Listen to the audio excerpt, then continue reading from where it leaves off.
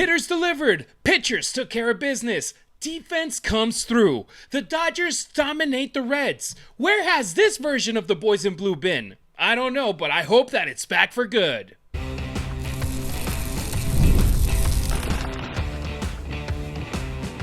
You are Locked On Dodgers, your daily Los Angeles Dodgers podcast. Part of the Locked On Podcast Network, your team every day. It's time for Locked On Dodgers, part of the Locked On Podcast Network, your team every day. The Dodgers started off their 3-game series against the Reds with a bang, a dominating 7-0 win where they were firing on all cylinders. And now we're kicking off each of our episodes from here until the end of the regular season scoreboard watching. The Padres lost 9-6 in Seattle, so now Los Angeles is in sole possession of first place in the NL West by a game with 30 games remaining in the regular season.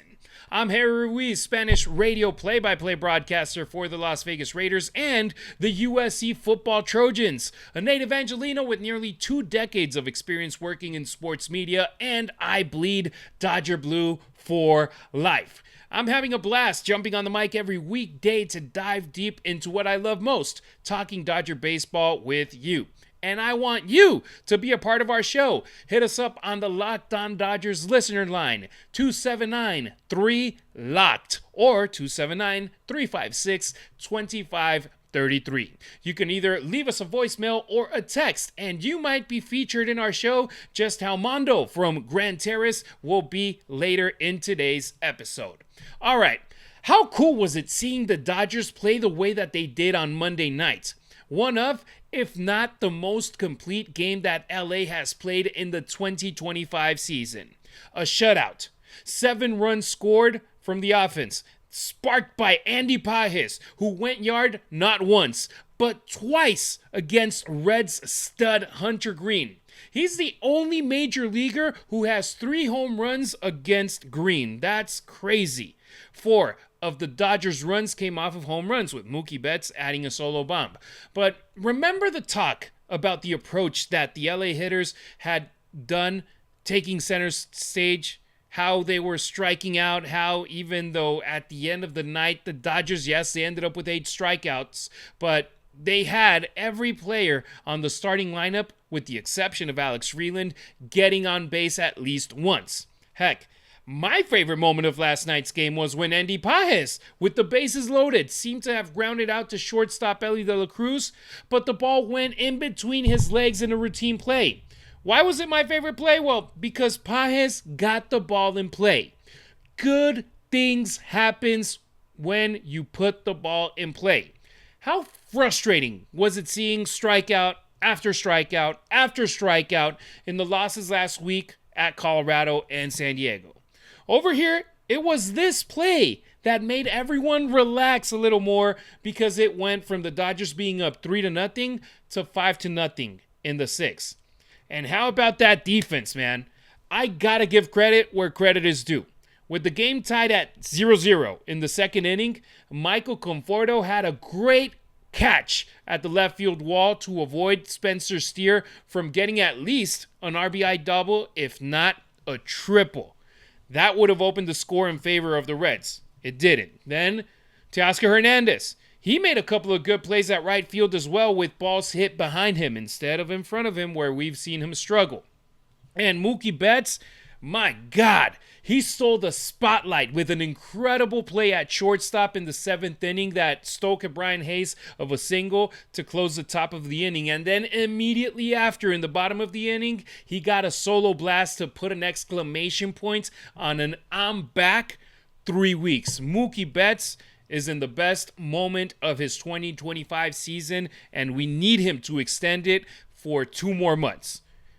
Get through September. Get through October the way that you're playing right now, Mookie Betts. The way that you've delivered the last 3 weeks at the plate. I know that the results haven't been the best for the Dodgers with the way that we are used to over the last decade for them playing in the regular season, where they're contending to usually be at triple-digit wins, where they're running away with the National League West crown. This year, if they get to 92, 93 wins, that's going to be a success for this team. If they win the division, that's going to be success for them in the regular season. Of course, then you got the big goal of going back to back. But man, right now, at this moment, with the way that things had been going in the month of July, in the month of August, since the All-Star break, just getting these consecutive dubs for the Dodgers is the 5th winning streak for them since the All-Star break. Only one of them has been more than back-to-back wins, the sweep against the Padres. And there's even more good news for this team because they're trying to make it 3 straight tonight, and they're going to do it with Kike Hernandez, who has been activated, and he said during his pregame interview that he's scheduled to be the starting left fielder for LA on Tuesday.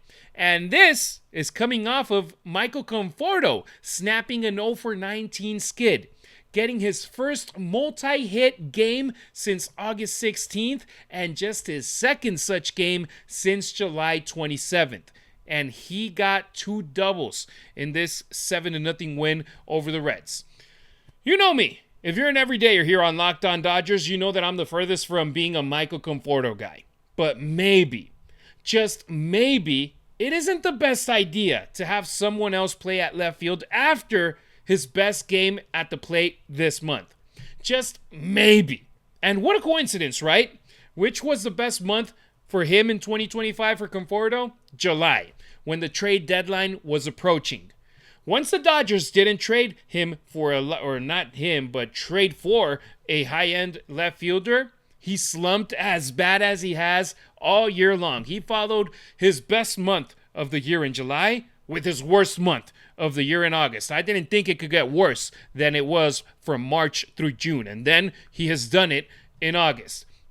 But with Kike Hernandez now slated to play on Tuesday, being activated from the IL, what does Conforto do? Gets 2 doubles. So maybe he just needs that extra motivation. He needs knowing that somebody's stepping right behind him, potentially taking his job, potentially having the possibility of him getting DFA'd, being left out of what is a roster that's going to take this Dodgers team into the postseason and trying to make a run at being the first back-to-back champion in Major League Baseball in over 2 decades. That's the motivation that he needs. But that's where I ask myself, why does it seem that he needs to be in these scenarios, in these spots? Because on Monday's game, 7 through 9, Pages, Conforto, Rojas, those guys delivered for the boys in blue, maybe even more than the top 3 guys in Shohei, who went hitless, Mookie Betts, and Freddie Freeman.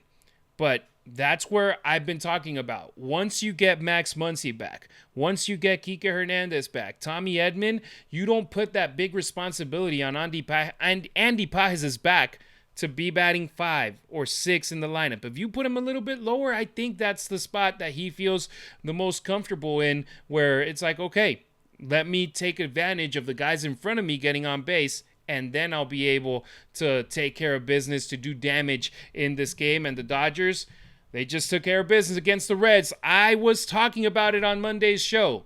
It's going to be a tough challenge for the boys in blue going against Hunter Greene, and I thought that the Dodgers didn't have the pitching advantage in that game with Emmett Sheehan against Hunter Greene, but oh boy, was I wrong in this one. Oh boy, was I wrong, because Emmett Sheehan, he was the man on Monday night. And next on Locked On Dodgers, Emmett Sheehan was untouchable for Los Angeles. Is he the next man up for the Dodgers when it comes to homegrown pitchers to be studs? August 26th is officially FanDuel Futures Day, a brand new holiday for football fans who live for bold predictions and preseason hunches, right? For just 24 hours, FanDuel is giving you deals on NFL season predictions. So whether you're calling your MVP, eyeing a long shot division winner, or ready to crown your Super Bowl champ before week 1 even kicks off, this could be your moment. Maybe you're thinking about, you know what? I just know who's getting ready to have a big, huge, enormous year. MVP odds, right? How How about Josh Allen going back-to-back? Really, really like that one. Maybe you're thinking you know who's going to win the Super Bowl all over again. Yes, I host Locked On Rams. Don't call me a homer, but don't look too far other than right down the road here in Los Angeles. Or you could parlay your division winners into dark horse payers, right? So visit the FanDuel app today and start paying or planning your futures right now, because Futures Day is only one day and one day only. FanDuel, play your game.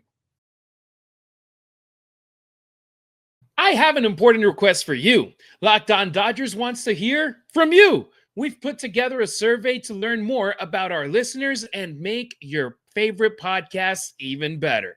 This is your chance to tell us what you like, what you don't, and answer questions about our advertising. Go to lockedonpodcast.com/survey to get started. Everyone who completes a survey will be entered for a chance to win one of 10 $100 Amazon gift cards. Again, that's lockedonpodcast.com/survey. It's right there if you're watching it on the screen, or check that QR code, scan it right now, or you can also find the link in the show notes. Thanks for helping us out. Let's keep it rolling here on Locked On Dodgers. We already spoke about the star at the plate in Andy Pages. 4 runs batted in, 2 home runs, got the job done with the bat. Now let's zero in on the pitching star of the night, Emmett Sheehan. This was the best start of his young career. He was dominant, plain and simple. He attacked batters, trusted his stuff, and you could see his confidence building with every inning.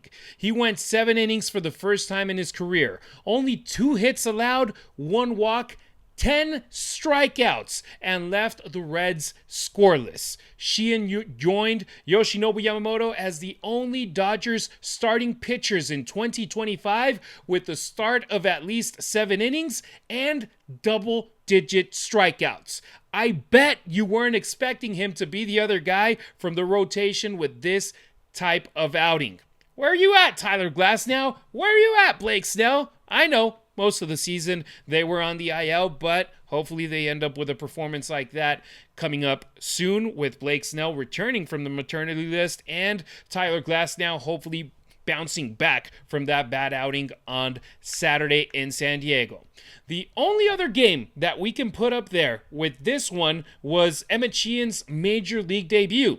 If you're a diehard Dodgers fan, you remember it. 2023. He gets called up when the team is having a lot of injuries in their rotation, and he pitches in the big leagues less than a week after he had been promoted from AA Tulsa to AAA OKC.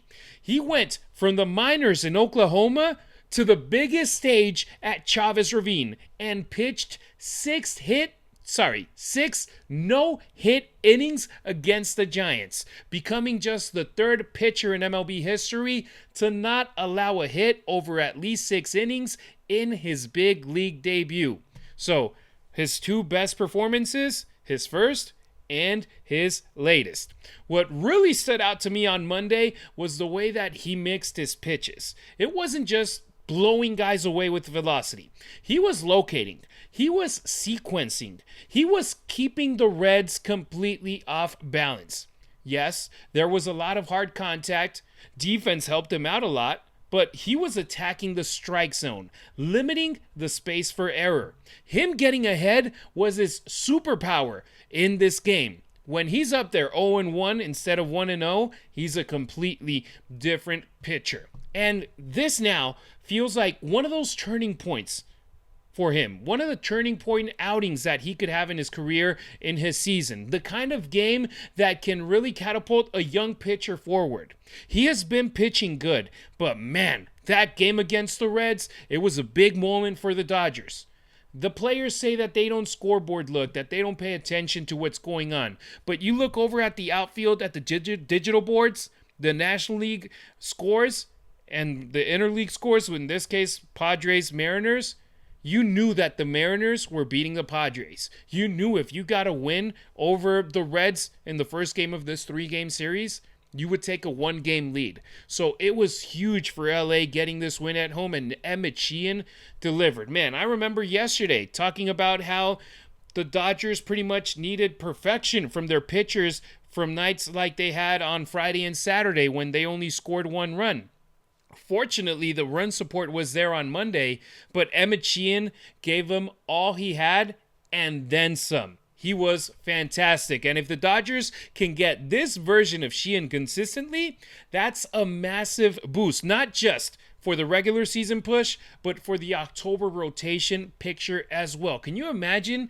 You already know that you got Tyler Glasnow, that you have Yoshinobu Yamamoto, that you got Blake Snell. That's your top 3. But then here comes the big conundrum, the big dilemma. Clayton Kershaw is pitching lights out in the month of August. Hopefully he keeps it up in September as well. Then you have Shohei Ohtani. What's the situation like with him? He goes back on the mound on Wednesday after a very rough outing a week ago in Colorado. And then Emmett Sheehan pitched the way that he did on Monday. Man, that's going to be a tough decision. You can only take 13 pitchers into the postseason. You're lucky that Shohei Ohtani doesn't count as one of them. But you got 5 starters right there, without including Ohtani, who won't count against that limit. If Emmett Sheehan can be one of those guys that you can either have as a starter or as a guy coming out of the bullpen who can take 3 to 4 innings with great stuff, with great quality, if he can keep this up for the rest of the regular season, that's the type of positive problem that the Dodgers management, that the Dodgers front office would love to have. And I want to put things into perspective too. If Sheehan is able to land a spot in the rotation, not only right now in 2025, but in the future, he can be the next very good or great Dodgers farm system pitcher to help the team for a long time before he becomes a free agent. Look at the cases of Clayton Kershaw, future Hall of Famer. Walker Buehler, 2-time World Series champion, who in his first World Series, he won a game against Tampa Bay. He was key in that postseason run in 2020. Then in 2024, he wasn't the best version of himself throughout the season, throughout the playoffs, but he delivered the final out when you needed it. Julio Urias, he had it all until his personal situation ended having him blacklisted from baseball. It's always great to have homegrown guys doing big things with the team, just like Sheehan and Pages did on Monday night, to be able to get a big win for the boys in blue. And man, I remember Sheehan in 2023. He delighted all of Dodgers fans. It was like, hey, this is our guy. Hopefully he's able to keep it up. Unfortunately, he missed out on 2024 with getting Tommy John surgery, but he was always in the back of our mind. When you get those young pitchers out there, and when you get them with that type of performances, you know that it's a diamond on the rough. And the best part is, he doesn't have the responsibility per se, like if he were in a team like the Kansas City Royals, or if he were in a team like the Tampa Bay Rays, the Miami Marlins, where it's like, okay, you're really good, so you're going to be our 3rd starter. Man, that puts a lot of pressure in your back. Now Emmett Sheehan with the Dodgers, he's the 6th guy in a 6-man rotation. He doesn't have any pressure on him. Of course, when the things are going the way that they are at Dodgerland, with coming into this week tied for first place, now having a 1-game lead, being in a really tight fight for first place, a really tight war for the divisional crown, you know that there's going to be pressure not only on Sheehan, but on every single player in the Dodgers roster. But I think Sheehan, he has what it takes to be able to be not only a good pitcher, but a great pitcher. More often than not, we've seen him do good things with the boys in blue. And now, this is just year 2 on the roster, year 2 on the rotation. I hope that in many years down the road, we're still talking about Emmett Sheehan being a good Dodgers pitcher, a key member of their rotation. But how did you feel from that outing on Monday? But it wasn't just the Dodgers making noise. The Locked On Dodgers listener line lit up too. Mondo from Grand Terrace has some choice words for Dave Roberts, and trust me, you don't want to miss this one coming up next. It's time to fuel up and turn it up with 5-Hour Energy Transfusion. This grape, ginger, and lime flavored shot brings the iconic taste of a golf course favorite to a non alcoholic boost. Perfect for sinking birdies or making great memories with friends. It's a hole in one for your energy game. Whether you're out on the course or just need a little extra push to power through your day, 5-Hour Energy Transfusion delivers the clubhouse flavor you love without ever leaving the green. My first time playing golf, I hit a birdie on the second hole without even knowing how to play. Then it went downhill from there, but man, a total fluke is one of my favorite memories playing the sport. Golf is all about good times with good people and good flavors. The grape ginger lime flavor of 5-Hour Energy Transfusion gives you the best parts of your clubhouse go-to without leaving the course or chasing down the bev cart. Now you can amp up the fun even more. Just buy, snap, and enter for a chance to win a dream golf trip for two to any golf tournament in the USA. Tee up that trip. Visit 5hewin.com for full rules and entry. No purchase necessary. Excludes the Masters Tournament. Ends October 31st, 2025.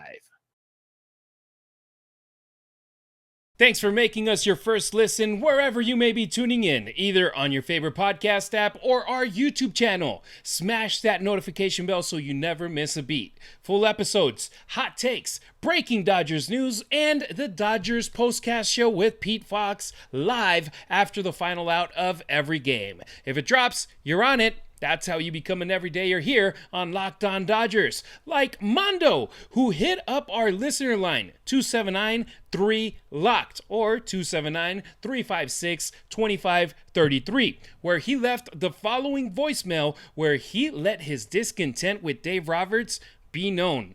Before we play it, I want to make it clear. This voicemail was left before the Dodgers' 7-0 win against the Reds.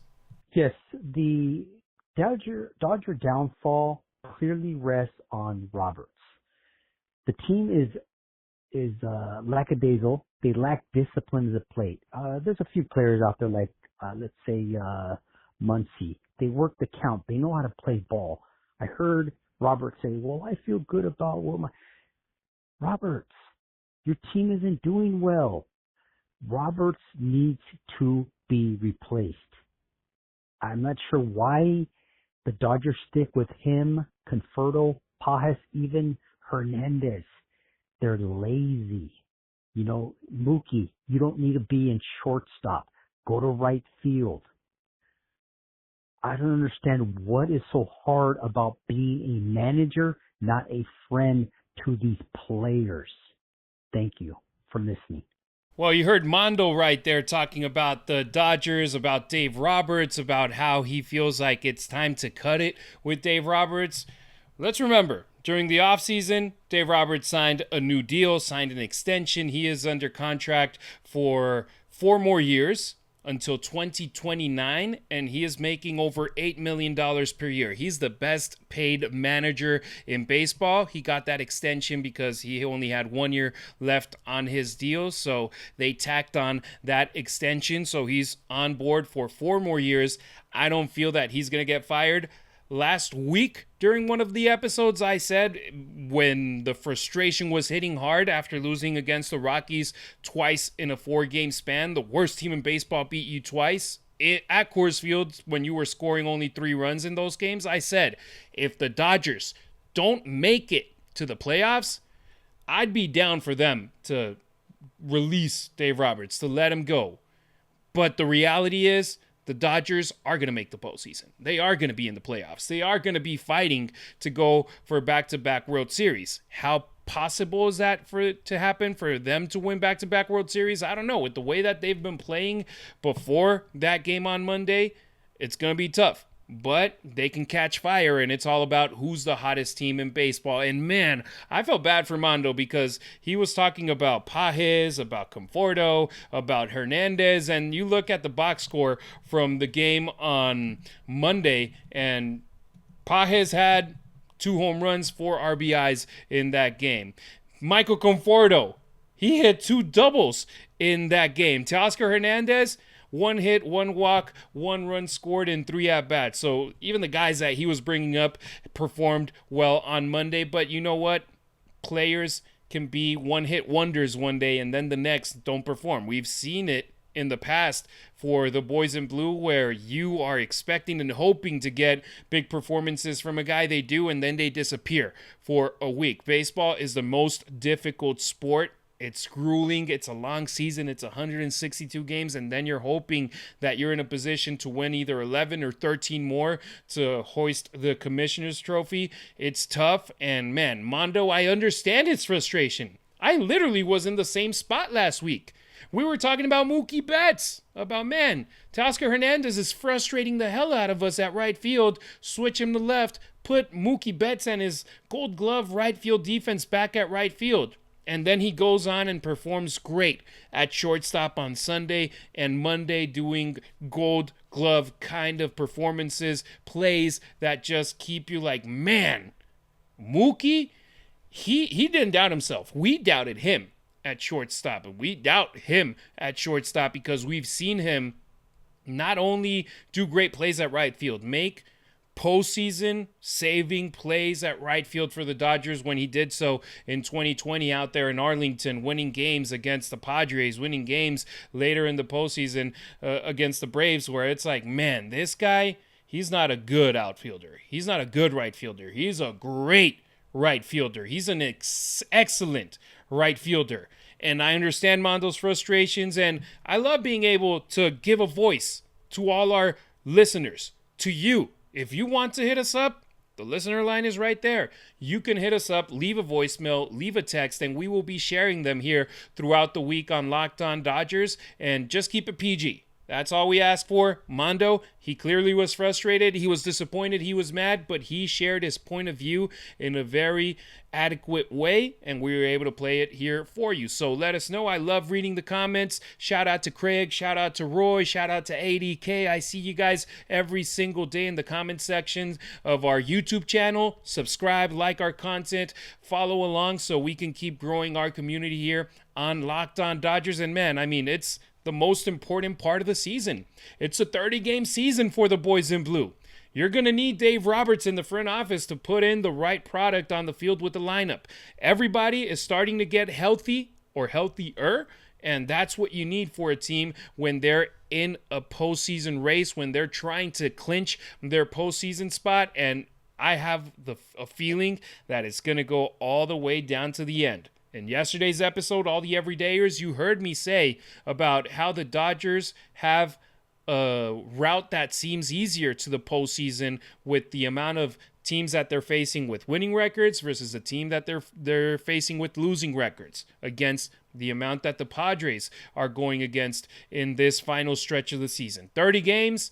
Now it's less than 5 weeks, and fortunately for the Dodgers, their 13 games and 13-day stretch is about to come to an end. If they can finish it with a series win against the Reds, or even better, becoming the first team to sweep the Reds in 2025, that would be fantastic for the boys in blue. So we will keep an eye on this situation. Hopefully the Dodgers are able to deliver and get that type of performance and get a sweep, get 2 more wins. We got Clayton Kershaw on the mound, and then we got Shohei Ohtani. We trust these 2 guys. Well, that'll do it for today's show. Thanks so much for making Locked On Dodgers your first listen. If you're still craving more baseball talk, have the all-new Locked On MLB Game Night be your second listen.